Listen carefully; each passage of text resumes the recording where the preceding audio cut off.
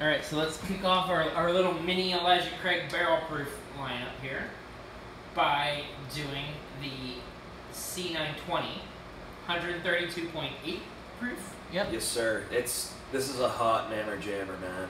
Yeah. Like, this is one of the most flavorful bourbon I've ever had, but it's also very fucking hot. Well, let's find out. Oh, it's so... The nose hits so hard. It does. I couldn't get my nose that close, I had to pull back for a second. Brown sugar. Ton of brown sugar, dark fruit, like raspberry. It smells like regular Elijah Craig, but this is peak regular Elijah Craig, but amplified. Yep. It smells like all those notes, but multiply them times 100. Yep. Brown sugar, a little bit of vanilla, ton of dark fruit, a little bit of raspberry. A little bit of, not chocolate, but cocoa. You say cocoa, to me it's more of like oak char. Okay, yeah. Relatively similar. Because it's not dry enough and it's not bitter enough to be cocoa on my nose, at least. Fuck, I wish I had both nostrils working right now. Fucking allergies, man. Amen to that. It's just I don't need both hot. working to know that this smells good, though. It smells good, It but smells hot. it hurts almost if you put your nose too close. Well, then let's put our mouth too close.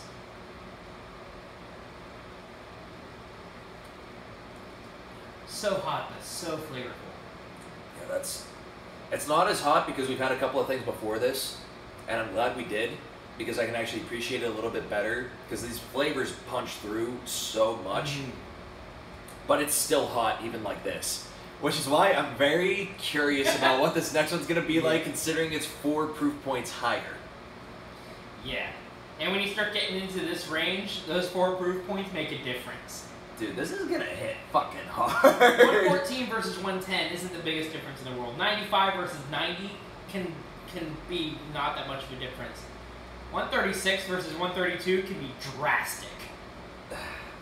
But let's focus on this for the moment. For the flavors. Very forward. Thick, sweet, and syrupy. Front end.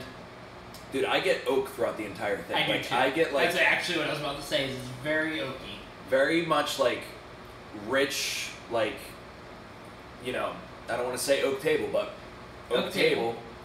With the syrupiness is almost like a tree sap. Yeah, it's like... Because it's, again, the oak sort of carries through that. Yep. So it's like oak throughout. The beginning front end is like sweet that punches with like dark fruit. Like raisins, prunes, figs, you name it, any dried fruit, it's in there. Midway through, it turns into a bit of raspberry jam to me. And then... To me, but raspberry jam is typically pretty sweet. I don't get so much of the sweetness of it. I'd say it's or like... the sweetness I get is not that. I don't think it's bright. I get a little bit of tart and like that rich, like... Yeah. Almost like a raspberry wine. Yeah, there we go. It would be more like a raspberry wine, where it's kind of sweet, kind of dry, and like definitely like... Yeah, because when I think like raspberry jam, I think, you know, there's a lot of added sugar to it. I think that you get some sweetness. I don't get much of that. Yeah, no, I think raspberry wine This is a very... I guess the best way to describe this is just a very tart whiskey. Yeah, there's definitely a good bit of tartness in it. There's a little bit of sweetness. There's obviously oakiness, but there's the distinctions of it can be very oaky whiskey, very tart, very sweet, very spicy, and you know all those kinds of distinctions. This one falls under tart for the most part. Yeah, and then you did say chocolate on the nose. I do get a lot of like, I want to say like not. It's not cocoa powder. It's more. But it's like chocolate before they started actually refining it. No, I would actually say it's like a 90% chocolate bar, like 90% cocoa chocolate bar. Okay. That's what I would say. Like one of those really dark, dark chocolate. Because like it does have a little bit of that like creaminess to it to like make it feel like chocolate and not cocoa powder. Because but it had almost the flavor of cocoa powder, just not the consistency. Yes. Yeah, I get what you're saying. I can agree. Yeah, man. Like this is such a really good whiskey, but I don't feel any pain trading away the other bottle I had of it. Like, whenever I finish this bottle, I'm happy that I have the A121 after it, because the A121 is a lot more approachable, and it's definitely sweeter. Right, and I think that's part of what they're going for with it too. Right, which is also why B520 is still my favorite, because it takes away all of the fruit flavors in this. And adds all the bourbony, brown sugary sweetness. Brown sugar, bourbon, chocolate, brownie batter, cookie dough, fucking dessert in a bottle. It's so good. See why I'm still trying to trade for it too? Why do you think I've been hunting for it so much? Yeah. I'm about to make a trip this summer up to New York just to buy it, because apparently there's a ton of it in Brooklyn. For some reference, guys, Brooklyn is like 6-7 hours from here. Yes, I want to go to New York anyways, but I'll be bringing back a lot of bourbon from New York. Yeah. Even with the markups. You see what I did in Delaware? I came back with 3 tote bags full of whiskey. Thanks, buddy. Yeah. For those that don't know, I hooked him up with 2 Knob Creek 12 cask strengths and a Knob Creek 25th anniversary. On top of me grabbing some bottles for some others, and I grabbed over 6 bottles for myself. 3 of which are Maker's Private Selects that you'll find out in another video about when we do our nice lineup of all the Private Selects. Yeah, I want to say I regret not picking up some of those Maker's Private Selects, but at the same time, I don't, because Maker's Private Selects are all very different, but you can get them everywhere now. Right. Because I could have gotten one from another store, but it was $75 and I wasn't feeling it. Yeah. Plus, you can get them online a lot too. Like most like big liquor stores in California that have websites, they have multiple makers like Private Atlantic Selects. Liquors have free. So, Yeah. Like, and I should also add that Pinhook was actually one of the Delaware grabs as well. And it was solid too, but very different than this whiskey. yes.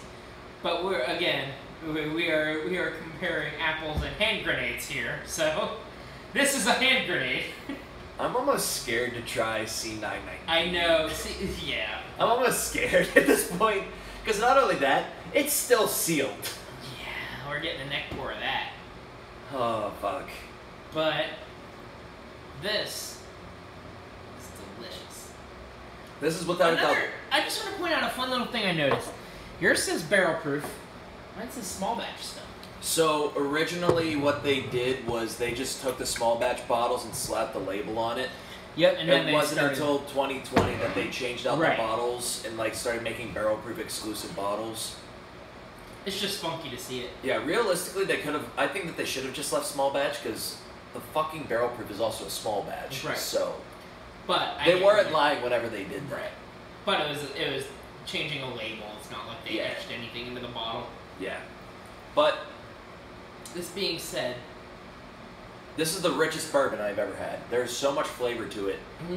I just wish it was a little less hot. yeah, that's where I think that's the only thing that gives George T. Stagg an edge over this. George T. Stagg gets into the low 130, like 130 proofs.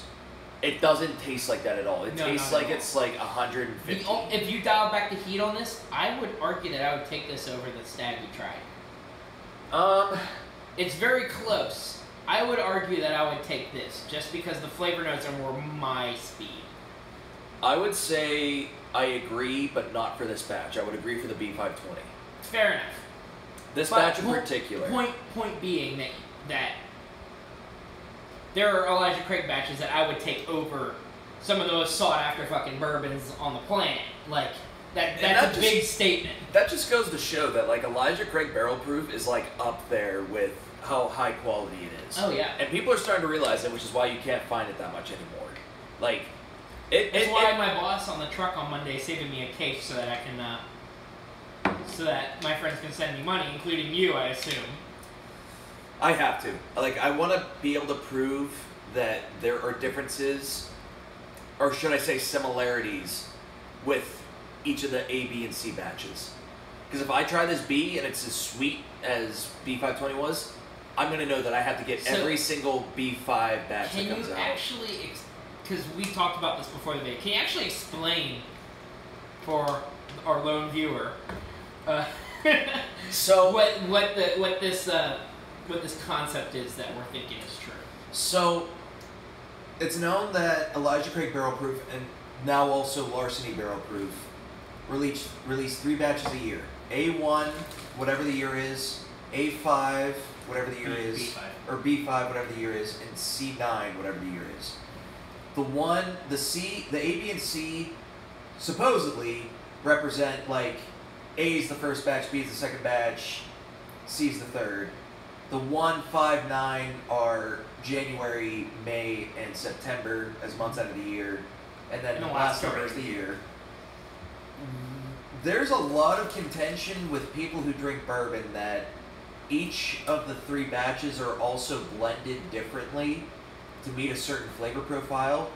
So, for example, A1, like the A1 batches are supposed to be the most balanced of the 3, and that there's oakiness, sweetness, fruitiness, spiciness. It's supposed to be the most balanced of the 3.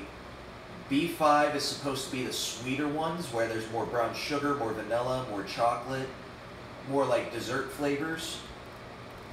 And then the C9s are supposed to be the very oaky and very fruit-forward ones. They also tend to be hotter or spicier. And hotter and spicier, yeah. And like based on the proofs alone, the C920 and the C919 were both the highest proofs of their respective years. So the A's tend to be in the mid 120s, up toward 130. I don't even think that there's a tendency in the other ones. It's just that the C920, like the Right. C9s, That- are just the highest. Right. And I've noticed the B's are typically the lowest of the year. Typically. I don't remember what the A120 or A119 was, so I couldn't say for sure, or A120 for that matter. The only A batch I've had is A121. But Which was 124-ish, Right. approximately. And B521, which is coming out now, is 118 point something. yeah, so there's a lot of contention, and I think there's C around 130 is Yeah. kind of proving her point too. Yeah, I think that like there is some. I think there's something to be said that they might be trying to get different profiles with each batch, because each batch is very, very different. Like, you know that it's Elijah Craig, but they taste very different. It's like Booker's. You know it's a batch of Booker's, but each batch tastes distinctly different. Yeah. And so far this is lining up. This is very fruit forward, Yep. very Very oaky, very Oaky. fruit forward. spicier, hotter. Yeah. Than the ones I've tried. This is definitely lining up with that. Actually, I can't even really say that I think it's spicy. It's just hot. I don't think that this is super spicy, if I'm going to be honest. I think it's just very hot. And like, I guess I'm saying spicy relatively compared to A's and B's that I've tried. Well, I haven't tried a B actually personally. I would say that it's more spicy than B. I'd have to go back and try A121 again before I can say if it's more spicy or not. It might be a different kind of spicy as well. Right. Where A is more of a baking spice kind of spicy, and this is more of a Pepper, peppery. if that. Yeah. Because like I don't get a whole lot of spice on this. I just get heat. I mostly get fruit. Oak spice I do get. I do get oak spice. Yeah, that also could be what I mean by spicy. Fair enough. We could factor oak spice into that, and I guess at that point it's sort of hand in hand with oaky, but you know. Yeah. And then definitely like there's definitely dark chocolate on the finish. Which is like the bitterness I get. I don't get like oak tannin astringency. I get dark chocolate bitterness. Maybe we can interchange spicy with bitter. That's fair.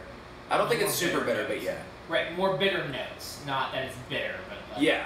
chocolatey, or like, you know, cacao, or like Yeah. even vanilla bean can be a little bit more bitter than regular vanilla, like vanilla cream or vanilla, I'd agree with that. like, or like vanilla bean or anything like that. But yeah, no. To say like this is a complex whiskey. It definitely is up there with like the other barrel proofs of George T. Stagg. And with this proof, it's a hitter. I'm scared for the other one. Yeah, we in for a night. We in for a night, considering we still got a bottle to kill after this. We don't got a bottle to kill. There's 2 pours in there, maybe 3. Probably 3.